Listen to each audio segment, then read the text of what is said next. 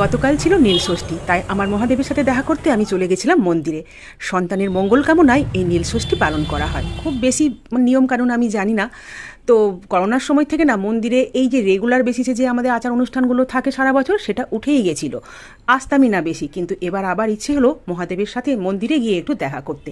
এমনি কোনো স্পেশাল দিনে তো মন্দিরে আসা হয়ই, তাই এবার কিন্তু স্পেশালি আমি এসেছি নীলষষ্ঠীর দিন মন্দিরে পুজো দিতে। আর এই মন্দিরটা হলো চুঁচুড়োতে, আমার বান্ধবীর বাড়ির ঠিক নিচেই। জানো, আরেকটা কারণেও আমি এসেছি আজকে। এই যে নীলষষ্ঠীর দিনই না আমার এই বান্ধবীর সাথে প্রথম দেখা, প্রথম পরিচয়। ছেলের স্কুলের প্রথম দিন ছিল নীলষষ্ঠীর দিন, তো সেটাও কিন্তু আমাদের 14 বছর কমপ্লিট হলো, মানে আমাদের বন্ধুত্বের। তো সেটাও সেলিব্রেট করা যাবে ভেবেই অনেকগুলো কাজ হাতে নিয়ে কিন্তু আজকে মহাদেবের সাথে দেখা করতে এসেছি। বান্ধবীর সাথে সময় কাটানো, মহাদেবকে প্রার্থনা করা, কিছু মনের ইচ্ছে জানানো, আশীর্বাদ নেওয়া। আর মন্দিরে তখন প্রায় 1টা বেজে গেছে। জানি মন্দিরে ভিড় হয়, কিন্তু এই মন্দিরে কিন্তু কোনো ভিড় ছিল না, তাই সময় নিয়ে শান্তি মনে কিন্তু পুজোটা করতে পেরেছি। আর পুরোহিত মশাই এখানকার মন্দিরের বললেন যে তোমরা নিজেরাই পুজো করো, যা যা সামগ্রী এনেছো যেভাবে তোমরা পারো। তো ধূপ দ্বীপ জেলে মিষ্টান্ন ফল ঠাকুরকে উৎসর্গ করে গঙ্গা জল, দুধ, তারপর চন্দন, মধু মিষ্টিত জল মহাদেবের মাথায় ঢেলে খুব শান্তি মনে কিন্তু পুজোটা করতে পেরেছিলাম।